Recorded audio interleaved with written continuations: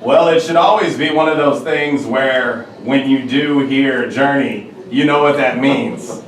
That means the head ball coach is joining us on Ribble Roll Call Radio. All this coverage brought to you by J-Town's Grill. Attention members and guests, we're live from the AState Football Complex.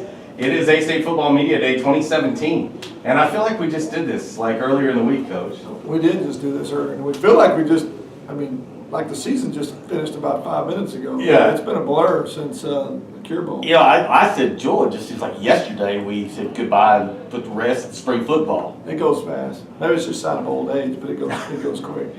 It is. It's funny. I had a conversation with a guy earlier, and I just said, you know, the inevitable.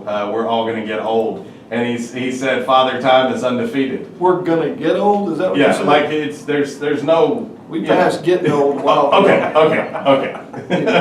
In this room, anyway. Yeah, we're all old. Except he's the youngest. He's the youngest in here. He's around y'all ages like dog years. Old Benjamin Button over there. But anyway, well, Coach. Spring camp is in the rear view. Fall camp is now here. It does feel like it's the express lane. But I know you guys are excited to get your hands on these fellas. Yeah, you always want to see, what just the work they did over the summer. Continue to hear about it and just talk to the guys and talking to Kaz. But get out on the field and see what they've retained and where we're going to start off. And a lot of the new bodies that we haven't seen, plug them in and see what holes they can fill. Even in spring, there were guys that weren't able to do a lot due to injury or surgeries, and anxious to get a full team on the field healthy, which we are. We're really fortunate. We're 100% healthy going into fall camp at this point, and it'll be nice to see what that team looks like. Because on paper, through the recruiting process and in the off season, you get more and more excited about the potential of what we have. Just a lot of inexperience, honestly. Well, so let me ask you that. You mentioned Kaz, and for a lot of people who don't know, new strength and conditioning coordinator, assistant AD. I want to give him, it's a long title, but the short of it is, the biggest difference maybe that you have seen from him, in regards to working with the guys and maybe just interacting with him yourself. Yeah, there are a lot of similarities between Kazadi, he's our head monster builder. That's the shortest title I can give you. A lot of similarities between him and Matt Shadid and just the personality, but also just some unique differences. I would say Matt Shadid with an edge. All the things he loved about Matt with an edge. He's serious about the job he's doing. He's played the game. He was an All-American linebacker, played in the NFL as well. He's run into people for a living. He's tackled and put his face on people, and just brings that intensity to the weight room and to the off season. It's something that we needed. Something we talked about even when Matt was here about, we love our cardio, we love our conditioning. It's always shown up in games, and in the second half we've been in better shape than people. We don't want to lose that, but we do want to really focus on power and intensity in the weight room, and that's where you build it. And we had discussed that. Now when Matt left, just really fortunate to get my hands on a guy that we shouldn't be able to get. Just blessed that Kaz came in our path and wanted to be here. He sought us out. He's been a great fit. Really just not just the physical aspect of the game, but also a great mental approach so that the kids are always learning what their bodies need, how we can unfat the team. That's just something you'll hear from him a lot. And then just also the dynamics about being ready when it's time. When the bell rings, being ready, how to be ready no matter what your body feels like. And a lot of the things that we've done in the last couple of years that are on the cutting edge of body maintenance. A lot of that came from his philosophy at Baylor. We had a lot of conversations with him and his staff, and in terms of how we've prepared and stayed healthy and stayed fast throughout the season. So it was a great transition, and he is a huge get for us and fits us really, really well. He's excited. We talked this morning as a staff. He's excited to see these guys get on the field, and he's a strength coach. He loves football, though. He loves being out there when the pads are popping. This is your fourth fall camp. What have you learned over this 4 years? What are you experiencing? What are you going to do different? Anything different going into this fourth fall camp? Well, I think you always do things a little bit differently. Obviously, we get a few extra days with the new rules, so we're taking benefit of that. I think you learn to understand you can't build a team in a day. It's a process. Don't be impatient. It's never as good as you think, never as bad. Those are things I've learned to be a little bit more patient, be able to take a deep breath, don't let my red hair get me too much, don't let that temper flare and just blow up. Go back, watch it, and reevaluate it, and then try to understand, trust the process. I think the process that we have in place, it shows that it gets results. And sometimes those results take longer than others. We lived through that a year ago. This team is going to be different. Doesn't matter what we've done in the past. This team's going to have to earn its own respect this year, and it's going to be one day at a time. So I think it's just patience as much as anything. Just learn from making some mistakes, some quick judgment calls that you look back now. If I had to make those now, I might slow down and think about that a little bit more. Well, one of the differences, I see already, and we're talking about weather. I just remember the start of fall camp last year, and for a while, you had to be really careful because the weather last August was just unbearable sometimes. Well, we spent a bunch of days indoors because of lightning and rain, and then when we were outside, we got beat up pretty good. So we're going to try to be smart, and there'll be days that we're on the grass, days that we're in the stadium, some days where we're half and half, stadium and the indoor. There may be days the sun's shining and we're in the inside anyway, just to reduce the heat index. It drops at about 20 degrees. So people drive by and realize there's nobody on the field while we're inside. It's all about trying to make sure that 36 days from now they're in the best shape they can possibly be and ready for a long season. It's a long year. I mean, we can't worry about that first week in December until we get there, but we got to get there healthy. So everything that we do early and trying to make sure that we don't tear down what we've done over the off season is something that we have to talk about. And a lot of details put into that we don't tear down all the work we've done.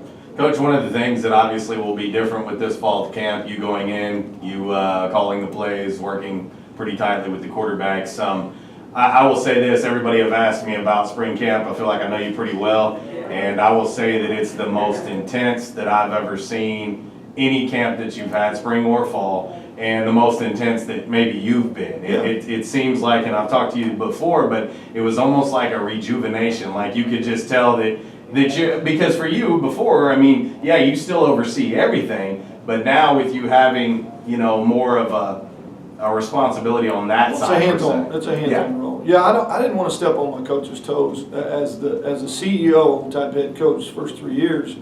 I would jump in when asked to, and jump in when I thought there was a great opportunity to. But as a coach, as a position coach, and as a coordinator, I didn't want the head coach, stepping in and jumping on my toes. I mean, if you have something you want me to do, tell me and I'll go do it. But don't come in and try to do it for me. So yeah, I was in a lot different role, and now I'm hands-on. I'm responsible for that group, and my approach to that group is to put them in the most uncomfortable situations I possibly can every day, and show them how to respond so that when game time rolls around, everything slows down and it's calm. And to do that, you've got to be intense. Our tempo has got to be chaotic, and I have to produce that with the environment I put them in.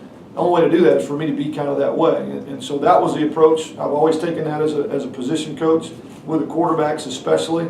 And not that we haven't had bad times, but we've had a lot of good times. Guys have responded from that environment, and they've played well. And I thought our quarterbacks did a good job, mainly of not turning the ball over this spring and keeping us ahead of the chains. That's where it starts.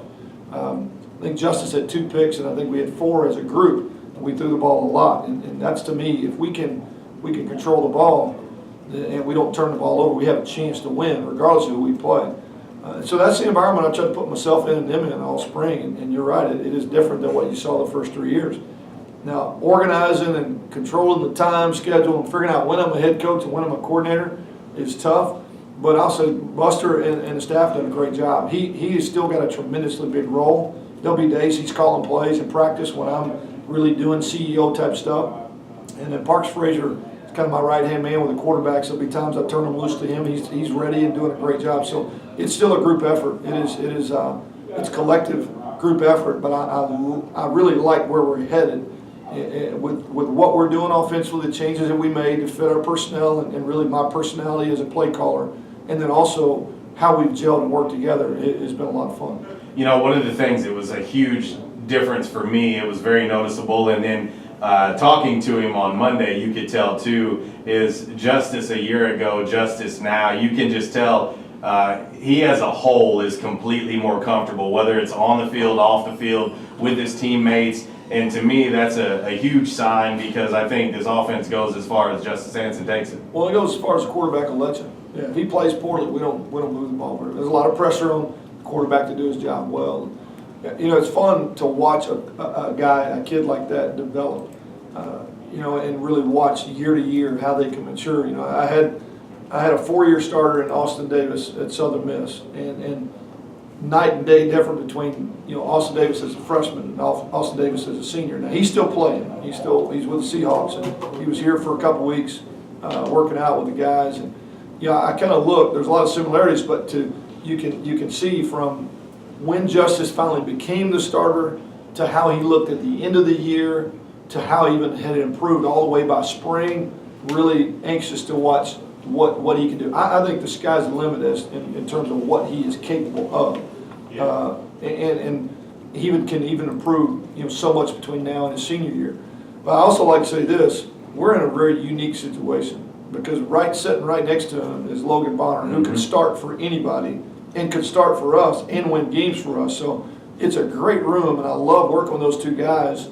And I think we're very fortunate to have two quality quarterbacks, both that love the game, love working and competing with each other, and our team respects both of them's ability to do the job.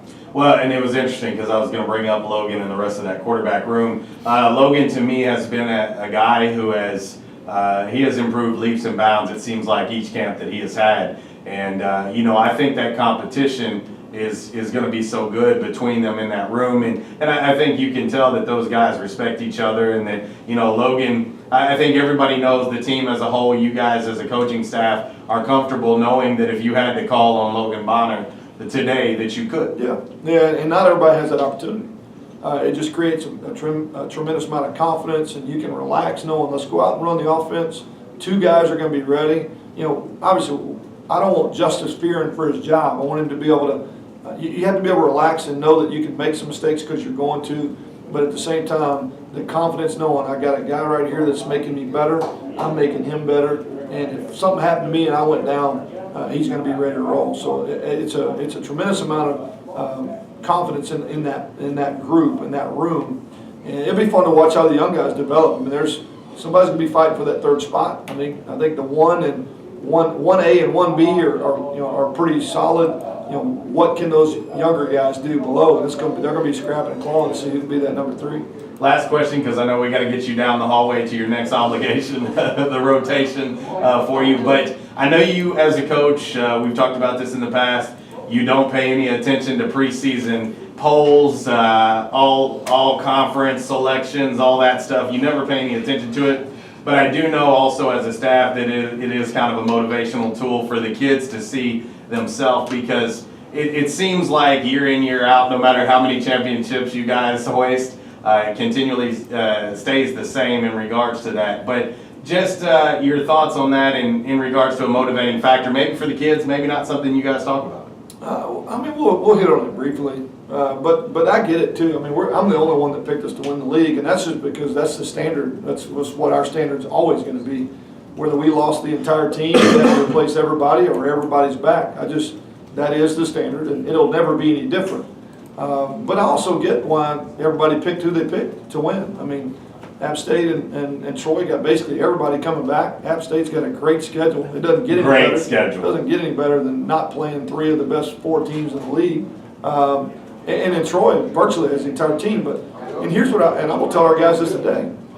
We don't get any respect because we haven't done anything to earn it yet. This is a completely different team. There's 42 new bodies on this football team. We graduated 26 seniors. So this team, it doesn't matter that we won 5 out of the last 6. What happens starting today will tell us everything we need to know. We have to earn the respect. So I'm a lot more concerned, as you know, about where we finish than I am about where we start. I'd much rather start at the bottom and finish at the top, which we've been able to find a way to do. And I think it's a lot to do with our culture and our approach. I don't let any of that, it doesn't bother me at all. And like I said, heck, I agree with the people that voted. You look at the rosters and the schedules, I'd vote for them too. I'm stubborn, I'm voting for us because we're going to find a way to do it. No question. That's our head football coach, Coach Blake Anderson. And as always, Coach, appreciate you taking the time. I'll see you guys a lot here in the near future. So. And we'll see you in the AM. There you go. All right, see you, Coach. That's Coach Blake Anderson, and you know, it's I realize that the energy level is probably going to take a little dip now, going from the head ball coach to this next